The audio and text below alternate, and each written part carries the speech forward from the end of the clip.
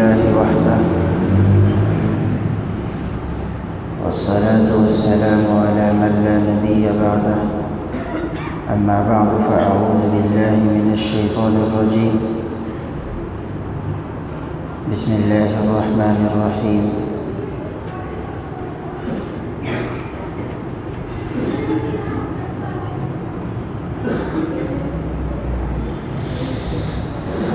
قالوا لم نك من المصلين. صدق الله العظيم وصدق رسوله النبي الكريم، ونحن على ذلك لمن الشاهدين والشاكرين، والحمد لله رب العالمين. اللهم صل وسلم على سيدنا ونبينا ومولانا محمد وعلى آل سيدنا ونبينا ومولانا محمد بعدد حسنه وجماله. اللهم صل وسلم على سيدنا ونبينا ومولانا محمد وعلى آل سيدنا ونبينا ومولانا محمد بعدد حسنه وجماله. حضرت ابو درداء رضی اللہ عنہ ہیں، فرماتے ہیں مجھے رسول اللہ صلی اللہ علیہ وسلم نے فرمایا، اے ابو درداء، لا تشرک باللہ، اللہ کے ساتھ کسی کو شریک نہ کرنا. پھر فرمایا، اے ابو درداء، جان بوجھ کر نماز کو نہ چھوڑنا. پھر فرمایا، اے ابو درداء،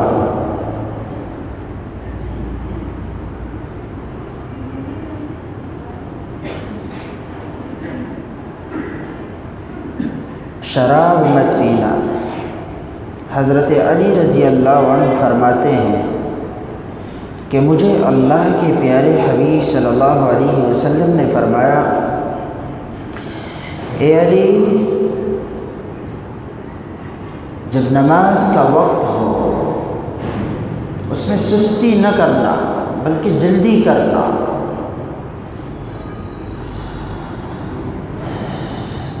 اور یہاں پہ اللہ کے پیارے حبیب صلی اللہ علیہ وسلم فرماتے ہیں، لا سہم فی الاسلام من لا صلاۃ لہ. ابو درداء، نماز جان بوجھ کر نہ چھوڑنا. حضرت علی فرماتے ہیں اللہ کے پیارے حبیب نے فرمایا، نماز کا وقت ہو جائے تاخیر نہ کرنا، جلدی کرنا، ادا کرنا. اللہ کے پیارے حبیب فرماتے ہیں، لا سہم فی الاسلام، اسلام میں اس شخص کا کوئی حصہ نہیں. اسلام کے اندر اس شخص کا کوئی حصہ نہیں، من لا صلاۃ لہ، جس کی زندگی میں نماز نہ ہو. نماز اسلام کے اندر کلمے کے بعد سب سے اہم رکن ہے. اسلام ہو نماز نہ ہو، اسلام کامل نہیں ہے. لا سہم فی الاسلام من لا صلاۃ لہ، اس کا ایمان میں حصہ نہیں، اسلام میں کوئی حصہ نہیں جس کی کوئی نماز نہیں. نماز خود انسانیت کو راہ پر چلاتی ہے. اور صحابہ رضوان اللہ علیہم اجمعین تو نماز نماز نماز اس کی زندگی کا معمول تھا.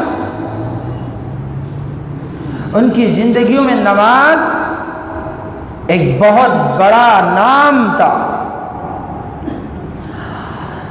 ابراہیم نخعی رحمۃ اللہ علیہ، وقت مختصر ہے، کچھ باتیں سمجھانا چاہتا ہوں.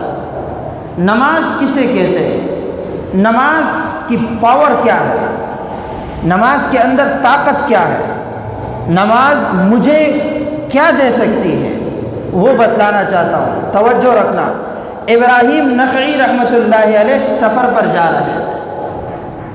سفر کے دوران گھوڑا ان کا مر گیا، اسٹے کی ایک جگہ پر گھوڑا مر گیا۔ گھوڑے کے مرنے کے بعد اور ساتھیوں نے کہا حضرت آپ اپنا سارا کا سارا سامان ہمارے ان جانوروں پر لاد دیں۔ ابراہیم نخعی رحمۃ اللہ علیہ فرماتے ہیں کہ میں ٹھہرو ذرا، میں اب جواب دینے والا ہوں۔ ابراہیم نخعی رحمۃ اللہ علیہ نے فوراً وضو فرمایا اور 2 رکعت نماز کے لیے کھڑے ہو گئے۔ اللہ کی شان، اب نماز مکمل نہیں ہوئی تھی کہ اللہ نے مردے گھوڑے کو زندہ کر دیا اور ابراہیم نخعی کا سفر مکمل ہو گیا۔ کیا وجہ؟ نماز، پاور، اتھارٹی، قوت، فکر، سوچ، نظریہ اسلام کے اندر لا سہم فی الاسلام کا خلاصہ یہیں سے ملتا ہے۔ اسلام کے اندر اس شخص کا کوئی حصہ نہیں جس کی نمازیں نہ ہو۔ تو سبحان اللہ، اللہ والوں کی طاقتیں، اللہ والوں کی محبتیں اللہ سے اس قدر ہوا کرتی ہے کہ انہیں جہاں پر بھی ان کی اپنی زندگی میں چوٹ آ جائے، نقصان آ جائے، دوسروں کے سامنے ہاتھ پھیلانا نہیں بلکہ فوراً اللہ میں تیرا ہی محتاج بندہ، اے میرے رب تو میرا بادشاہ، تو غنی میں فقیر، تو مشکل کشا، تو بادشاہ میں عاجز فقیر۔ یہ ہے میرا عزیزو لا سہم فی الاسلام کا خلاصہ۔ اور پھر اللہ کے پیارے حبیب صلی اللہ علیہ وسلم نے فرمایا من ترک الصلاۃ متعمدا فقد کفر، جس نے جان بوجھ کر نماز کو چھوڑا گویا اس نے کافروں والا عمل کیا۔ کتنی سخت وعید ہے۔ جہاں نماز سے فوائد ملا کرتے ہیں، جہاں نماز سے انسان کو قوت ملتی ہے، وہاں میرے عزیزو نماز کے چھوڑ دینے سے انسان عروج سے بالکل نیچے آ جاتا ہے۔ تو کیا بتلایا؟ اے ابو درداء، پہلی بات لا تشرک باللہ، شرک نہ کرنا۔ دوسری چیز، اور حضور علیہ السلام کی بڑی زبردست عادت تھی، جب اسلام کی دعوت دیتے تو کیا کہتے؟ بنی الاسلام علی خمس، شہادت ان لا الہ الا اللہ وان محمد رسول اللہ، اقام الصلاۃ، نماز کو قائم کرنا۔ اور اللہ رب العالمین کو یہ نماز اتنی محبوب ہے، اتنا محبوب عمل ہے یہ نماز کا ادا کرنا، سبحان اللہ، فرمایا اقام الصلاۃ، اقام الصلاۃ واقیم الصلاۃ، بار بار اللہ ایک ہی جملے قرآن میں لے آ رہا، کیا؟ اقیم الصلاۃ، نماز کو قائم کرو۔ 70 سے زائد مقام پر اللہ نے صرف قرآن کے اندر نماز کا حکم فرمایا۔ محمد بن علی رحمۃ اللہ علیہ ایک بہت بڑے امام گزرے ہیں قرآن کے۔ میرے عزیزوں، چند باتیں ایسی ہوتی ہیں جو انسان کو اسلام پر لانے پر مجبور کر دیتی ہے، اور چند چیزیں ایسی ہوتی ہیں کہ اسلام کے اندر انسان مسلمان ہوتا ہے، بندہ ایمان لا چکا لیکن اس کا ایمان ذرا کمزور ہوتا ہے، لیکن اللہ رب العالمین اس کمزور ایمان کو قوت، معجزہ دے کر بتاتے ہیں، پھر اولیاء کی کرامات دے کر بتاتے ہیں۔ تو محمد بن علی رحمۃ اللہ علیہ ایک بہت بڑے اللہ کے ولی، ایک مرتبہ دریا کے اندر ڈوب گئے۔ کبھی دریا اس کنارے پھینکے تو کبھی دریا انہیں دوسرے کنارے پر پھینکے، تو کبھی بالکل پانی کے اندر چھوڑ دے۔ جب ایک مرتبہ پانی سے نکلے نا اور آسمان کی طرف نگاہ اٹھائی تو دیکھا کہ سورج غروب ہو رہا ہے، عصر کی نماز کا وقت نکلتا چلا جا رہا، نیت کی وضو کی اور فوراً غوطہ لگایا اور زیادہ اندر چلے گئے۔ میرے عزیزو، نماز کی نیت کی، جو ہی سر نکالا اس دریا کے اوپر ایک لکڑی پڑی ہوئی تھی، فوراً اس پر چڑھ گئے اور 2 رکعت نیت ادا کی، نماز پڑھنی شروع کر دی۔ سبحان اللہ، ابھی نماز مکمل نہیں ہوئی تھی، اللہ نے پار کنارے لگا دیا، بالکل ایک کنارے پر پہنچ گئے۔ وجہ کیا تھی؟ دل میں اللہ کی محبت، تڑپ۔ نماز یہ میرے عزیزو ایک بہت بڑا تحفہ ہے، اور جب اللہ رب العالمین نے محمد عربی علیہ السلام کو نماز کا تحفہ پیش کیا، 50 نمازوں کا تحفہ پیش کیا، حضور آئے، موسیٰ علیہ السلام نے فرمایا یا رسول اللہ، آپ کی امت 50 نمازیں کہاں ادا کرے گی؟ حضور علیہ السلام پھر گئے، پھر آئے، پھر گئے، پھر آئے، یہاں تک کہ 45 نمازیں معاف ہو گئی۔ پھر بھی حضرت موسیٰ علیہ السلام نے فرمایا یا رسول اللہ، میں امت دیکھ کے آیا ہوں، یا رسول اللہ میں ان لوگوں میں ہو کے آیا ہوں، آپ پھر بھی اللہ کے حضور جا کر ان نمازوں کو کم کر دیجئے۔ اللہ کے پیارے حبیب صلی اللہ علیہ وسلم نہیں گئے، لیکن اللہ رب العالمین نے تحفہ اس امت کو بڑا عظیم دیا۔ فرمایا اے میرے محمد، تیری امت نماز تو 5 پڑھے گی، لیکن انہیں ثواب 50 نمازوں کا مکمل ملے گا۔ تو یا ایھا الذین آمنوا ادخلوا فی السلم کافہ، ادخلوا، اللہ رب العالمین نے حکم دیا اے ایمان والو، پورے کے پورے اسلام کے اندر داخل ہو جاؤ۔ یہ نہیں فرمایا کہ پورے ہفتے نمازوں کو چھوڑ دو، جمعے کی نماز پڑھ لو میں تمہیں بخش دوں، نہ ایسا نہیں ہے۔ پورے سال نمازیں نہیں پڑھتے، عید کی نماز سب سے پہلی صف میں پڑھ ہو گئی، آپ کی بخشش ہو گئی۔ اور پھر جب رمضان آتا ہے، رمضان میں بھی آخری جمعے کا انتظار کرتے ہیں، جی آخری جمعے میں بڑی بخشش ہوتی ہے۔ وہ یہ اور کہاں جائیں گے جو نمازیں پڑھتے ہیں پورے سال؟ ان کو بھی چھٹی چاہیے نا پھر، نا۔ اپنا کانسیپٹ ایمان اسلام والا بنائے۔ کفار کو ضرورت نہیں ہے مجھے دھمکی دینے کی، بالکل نہیں۔ اتنی پاور تو ان کے اندر اللہ نے پیدا نہیں کی کہ وہ ایک مسلمان کو دھمکی دے سکے۔ ایک کافر اٹھے مسلمان کو آنکھ دکھائے، ہو نہیں سکتا کہ ایک کافر مسلمان کو آنکھ دکھائے۔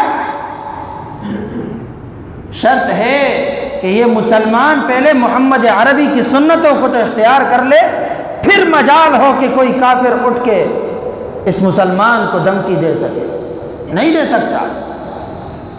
عمر بن خطاب رضی اللہ عنہ جب ایمان لائے، کیا تھا؟ وہی عمر تھے کہ جو اسلام سے پہلے مسلمانوں کو روکا کرتے تھے کہ کسی میں اتنی پاور نہیں ہو سکتی کہ وہ آئے اور کعبے کے اندر نماز ادا کرے۔ سبحان اللہ، ایمان کی قوت جب آ جائے نا میرے عزیزو، تو پھر اللہ عمر بن خطاب پیدا کر دیتے ہیں۔ عمر ایمان لائے، محمد عربی فرمانے لگے نماز کا وقت ہو گیا، اذان دے دو۔ حضرت عمر فرمانے لگے یا رسول اللہ، پھر اس عمر کے ایمان لانے کا فائدہ کیا ہوا؟ حضرت عمر بن خطاب رضی اللہ عنہ وہ صحابی رسول ہیں، وہ امیر المؤمنین ہیں، ایمان لائے تو کعبے کے دروازے کھل جاتے ہیں مسلمانوں کے لیے۔ شعار، قوت، طاقت میرے عزیزو اس نماز کے اندر ہے۔ آپ نمازیں ادا کریں، آپ 5 وقتہ نمازی بنیں، پھر دیکھیں یہ کفار آپ کو آنکھیں دکھانے پہ تلتے ہیں یا نہیں؟ ان میں ہمت نہیں ہے۔ وَلَن تَرْضَىٰ عَنْكَ الْيَهُودُ وَلَا النَّصَارَىٰ حَتَّىٰ تَتَّبِعَ مِلَّتَهُمْ۔ تو ایک جماعت ہے، ان میں پاور نہیں ہے، یہ صرف بات کر سکتے ہیں۔ لیکن میرے عزیزو، اللہ کے پیارے حبیب صلی اللہ علیہ وسلم کے صحابہ نے ایک ایک سنت پر عمل کیا تو اللہ نے انہیں غزوات میں فتوحات نصیب کیے ہیں۔ ایک غزوے کے اندر مسلمانوں کی تعداد بڑی کم تھی، مسلمانوں کے ساتھ اسلحہ نہیں تھا، اتنا اسلحہ تھا کہ نہ ہونے کے برابر۔ سوچو میرے عزیزو، آپ کی ایک سوچ بنانا چاہتا ہوں، مسلمان کے پاس اسلحہ اتنا نہیں تھا کہ کفار کے ساتھ کیا کر سکے، مقابلہ کر سکے، لڑ سکے۔ سبحان اللہ، حضور کی سنت زندہ ہو گئی۔ کیا حکم دیا کہ سارے کے سارے جتنے بھی حضور پر ایمان لانے والے ہیں سب ایک عمل شروع کر دے، اللہ فتح نصیب کر دے۔ وہ عمل کیا تھا؟ سارے کے سارے مجاہدین لگ گئے اس بات پر کہ سب نے مسواک کرنا شروع کر دیے۔ کفار نے جب دیکھا کہ بھئی یہ تو مسواک ہو رہا، کیا حکم دیا کہ بھئی بھاگ جاؤ، اب تو یہ لوگ کچھ اور سوچ پر آ چکے ہیں، اب تو یہ لوگ تلوار کے مقابلے میں اپنے دان تیز کر رہے ہیں، کہیں ایسا نہ ہو ہمیں یہ زندہ کھا جائیں۔ بھاگ گئے سارے کے سارے۔ کیا ہوا؟ نبی کے ایک سنت سے، صرف ایک سنت مسواک، اللہ نے پوری جماعت کو فتح نصیب کر دی۔ تو میرے عزیزوں، پہلے اپنے آپ کو بنائیں، پہلے اپنی زندگیاں محمد عربی کے نقش قدم پر چلائیں تو صحیح، پھر دیکھیں کہ کوئی اٹھے اور ہمیں آنکھ دکھانے کی کوشش کرے۔ نہیں کر سکتے، بزدل لوگ ہیں جو اللہ پر ایمان نہیں لا سکتے، وہ اللہ کے بندوں پر اٹیک کیسے کر سکتے؟ اور جو اللہ رب العالمین کے احکامات پر عمل کرتے ہیں، اللہ رب العالمین ان کے لیے اپنی زمین وافر کر دیتے، اور اللہ رب العالمین اس زمین کو اور بھی وسیع کرتے چلے جاتے ہیں، اور اللہ رب العالمین اسی طرح مسلمانوں کو ایک فتح نصیب کر دیتے ہیں۔ تو اپنے اندر خشوع اور خضوع، نماز ہو، نماز کے اندر میرے عزیزو، اللہ کے پیارے حبیب صلی اللہ علیہ وسلم نے فرمایا کہ ایک شخص ہے، اس نے اپنے 60 سال کی نمازوں کو ختم کر دیا، برباد کر دیا۔ کس طرح؟ کہ کبھی وہ سجدہ کرے تو رکوع غلط ہو جائے، کبھی وہ رکوع صحیح کرے تو سجدہ صحیح نہ کرے۔ اللہ کے پیارے حبیب صلی اللہ علیہ وسلم نے فرمایا اس نے اپنی 60 سالہ زندگی برباد کی۔ ایک شخص تھا، نماز پڑھ رہا، حضرت حذیفہ رضی اللہ عنہ، آپ سب تو جانتے ہوں گے کہ حضرت حذیفہ کون تھے۔ حضرت حذیفہ کون تھے؟ چلو آج آپ کا یہ سوال، اور اسی سوال پہ بیان ختم ہو جائے گا انشاءاللہ۔ بتائیں، جس کو معلوم ہو ہاتھ اٹھا دے، شرمائے مت۔ حضرت حذیفہ بن یمان رضی اللہ عنہ کون تھے؟ میرے عزیزو، ایک شخص ہوتا ہے نا، تو وہ اپنا کاروبار کے اندر یا گھر کے اندر ایک رازدار رکھتا ہے، اپنے سارے راز اس کے پاس رکھ دیتا ہے۔ کیوں؟ ٹرسٹ کرتا ہے، اعتماد ہوتا ہے اس پہ۔ حضور کا رازدار حضرت حذیفہ بن یمان رضی اللہ عنہ کون تھے؟ ابھی تو میں نے بتا دیا، ابھی بھی آپ کی آواز نہ نکلے تو پھر تو غلط بات ہے۔ کون؟ حضرت حذیفہ رضی اللہ عنہ نماز پڑھ رہے تھا، ایک شخص نماز پڑھ رہا تھا، حضرت حذیفہ دیکھ رہے تھے، نماز ختم ہوئی، بلایا ادھر آؤ، تم نے کیا کیا؟ نماز پڑھی، کتنا وقت ہو گیا؟ حضرت حذیفہ کو وہ شخص کہہ رہا ہے کہ 60 سال سے نماز پڑھ رہا۔ حضرت حذیفہ رضی اللہ عنہ کہنے لگے کہ آپ نے اپنے 60 سالہ عبادت کو ضائع کر دیا، کیونکہ میں نے رسول اللہ صلی اللہ علیہ وسلم سے سنا ہے کہ اللہ کے پیارے حبیب صلی اللہ علیہ وسلم نے فرمایا کہ جس شخص کی نماز کے اندر رکوع صحیح ہو، سجدہ غلط ہو جائے، یا سجدہ صحیح رکوع غلط ہو جائے، اور اس نے 60 سال کی عبادت کیوں نہ کی ہو، اس نے 60 سال کی عبادت کو ضائع کر دیا۔ نماز سیکھیں، اس نماز کے اندر میرے عزیزوں کامیابی ہے، نجات ہے، اور اس نماز کی سستی سے بچیں۔ حضرت ابن حجر عسقلانی رحمۃ اللہ علیہ ایک بہت بڑے محدث کبیر گزرے ہیں۔ حضرت ابن حجر عسقلانی رحمۃ اللہ علیہ نے بخاری شریف پر بڑی جامع شروحات لکھی ہیں عربی کے اندر۔ انہوں نے اپنے شرح کے اندر ایک واقعہ لکھا ہے کہ ایک شخص تھا، اس کی بہن کا انتقال ہو گیا، اور انتقال ہوا اور وہ بھائی اپنی بہن کو دفنانے چلا گیا۔ اس کے جیب کے اندر ایک ہیرا تھا اور کسی کی امانت تھی وہ۔ اب وہ جو ہی اپنی بہن کو قبر میں اتار رہا ہے تو وہ ہیرا گر گیا۔ اتنے میں رات ہو گئی، پھر بات یاد آئی کہ میرا وہ ہیرا تو وہاں گر گیا تھا، چلو اس وقت کوئی بھی نہیں ہوگا تو میں اکیلے اس قبر کو کھول کے یہ ہیرا نکال دوں گا۔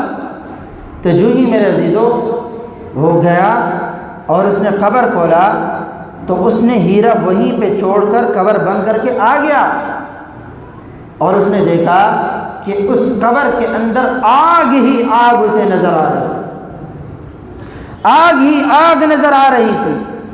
اور آ کر اس نے اپنی والدہ سے پوچھا، اے امی جان یہ تو بتاؤ، میں اپنی بہن کی قبر جا کر آیا اور میں نے دیکھا کہ اس کے قبر کے اندر آگ ہی آگ ہے، بتاؤ اس کی زندگی کے اندر ایسا کیا عمل تھا جس کی وجہ سے اسے آگ میں آگ کا ایندھن بن چکی ہے۔ ماں کہنے لگی اس کی پوری زندگی بہت اچھی تھی، لیکن ایک چیز تھی، نماز کے اندر بہت سستی کیا کرتی تھی۔ ایک سستی نے میرے عزیزوں جہنم کا ایندھن بنا دیا، اور آج میں فجر بھی چھوڑتا ہوں، ظہر بھی میری قضا، عصر بھی میری قضا، سبحان اللہ، وہ اللہ پھر بھی دے رہا ہے، اس نے کبھی آپ کا رزق بند نہیں کیا۔ تو میرے عزیزوں نماز کی طرف لوٹ آئے، آپ نمازیں پڑھیں گے انشاءاللہ اللہ ہم تمام مسلمانوں کو ایمانی قوت نصیب کر دیں گے۔ اور آج ہمارے پاس ایمان ہے لیکن پاور اور قوت نہیں ہے، تو اس قوت کو بنائے، طاقت کو بنائے اور نماز کا پابند بنے۔ ہر ایک شخص پر لازم ہے کہ اپنی اولاد کو نماز کے لیے لائے، خود بھی آئیں، اپنی اولاد کو بھی نمازی بنائے۔ اور میرے عزیزوں آج سے یہ تہیہ کر لے کہ ہم سے انشاءاللہ کبھی بھی کوئی نماز قضا نہیں ہوگی، کریں گے نا انشاءاللہ، اور آج سے توبہ کر لے، اے اللہ میری توبہ ہے کہ آج کے بعد میں کوئی نماز قضا نہیں کروں گا انشاءاللہ۔ اللہ رب العالمین جو کہا سنا اس پر عمل کی توفیق عطا فرمائے۔ وآخر دعوانا الحمدللہ۔